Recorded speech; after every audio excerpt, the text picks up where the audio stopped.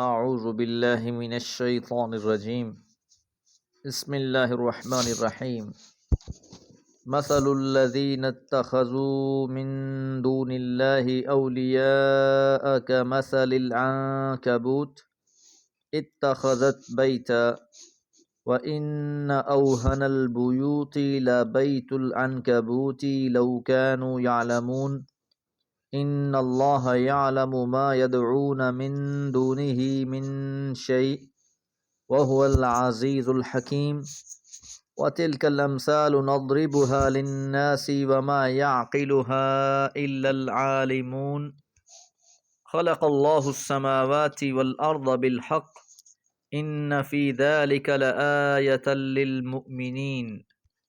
سورہ عنکبوت آیات 41 سے 44۔ مثل الذین، مثال ان لوگوں کی، اتخذوا من دون اللہ، جنہوں نے بنا لیے ہیں اللہ کے سوا اولیاء، کارساز۔ اوپر کی آیات میں تاریخی لحاظ سے کچھ واقعات بیان کیے گئے اور یہ ثابت کیا گیا کہ انہیں اللہ سے بچانے والا کوئی بھی نہ بن سکا۔ مشرکین مکہ بھی ایک طرف تو اللہ کو مانتے اور دوسری طرف بہت سے سہارے بنا رکھے تھے جن کے بارے میں یہ عقیدہ تھا کہ ہؤلاء شفعاؤنا عند اللہ، کہ یہ سارے اللہ کے ہاں ہماری شفاعت کرنے والے ہیں۔ تو اللہ تعالیٰ اب یہاں ایک مثال دے کر یہ بات سمجھا رہے ہیں کہ اللہ کے علاوہ جنہوں نے اوروں کو کارساز سمجھ رکھا ہے، کام بنانے والے سمجھ رکھا ہے، کیا مثل العنکبوت، ان کی مثال مکڑی جیسی ہے، اتخذت بیتا، جس نے ایک گھر بنایا، وَإِنَّ، اور بلا شبہ، اوہن البیوتی، گھروں میں سب سے کمزور گھر، لبیت العنکبوتی، یقیناً مکڑی کا گھر ہے۔ اب یہاں سے یہ مثال پیش کی جا رہی ہے کہ جنہوں نے اللہ کے علاوہ کسی اور کو سہارا بنا لیا ہے، اللہ کے علاوہ کسی اور کو کارساز سمجھ لیا ہے، یا جنہوں نے اپنے فرضی دیوتاؤں کو سفارش کا ذریعہ سمجھ رکھا ہے، ان لوگوں کی حقیقت مکڑی کے جالے سے زیادہ نہیں ہے۔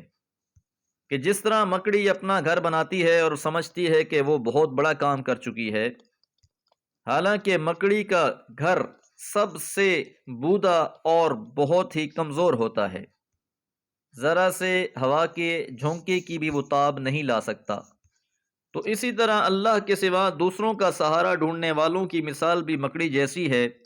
وہ خود تو سمجھ رہے ہوتے ہیں کہ شاید ہم بہت بڑے قلعے میں آ گئے ہیں، اب ہم ہر طرف سے محفوظ ہیں، تو جن سہاروں کو یہ قلعہ سمجھ بیٹھے ہیں، حقیقت میں وہ مکڑی کے جالے ہیں۔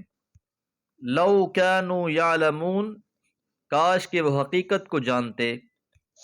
حقیقت یہاں بیان تو کر دی گئی ہے، لیکن جو اس حقیقت کو سمجھے گا وہی فائدے میں رہے گا۔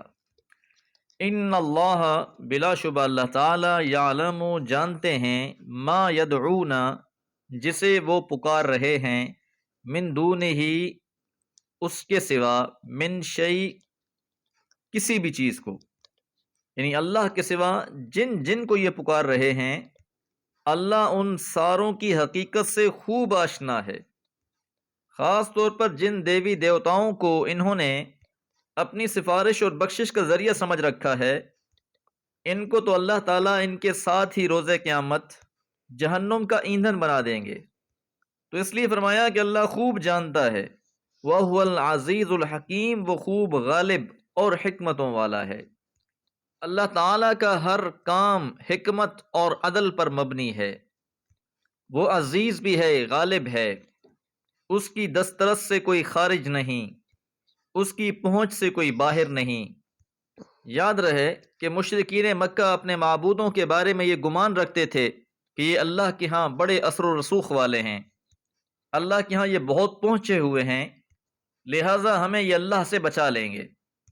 اور افسوس کا عالم تو یہ ہے کہ آج ہماری مساجد میں بھی بعض شخصیات کے بارے میں یہ باتیں کہی جاتی ہیں کہ جو ان کی بڑائی کو مان لے گا، ان کے لیے نظر و نیاز دے گا، وہ روز قیامت اسے بخشوا لیں گے۔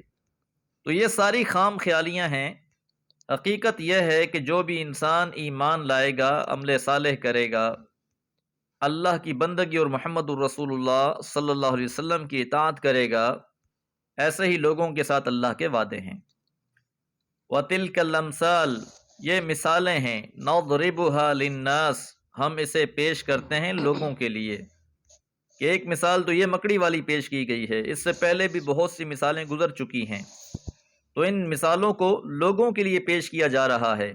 وَمَا يَعْقِلُهَا، اور نہیں سمجھتے انہیں، إِلَّا الْعَالِمُونَ، سوائے عالموں کے، علم رکھنے والوں کے۔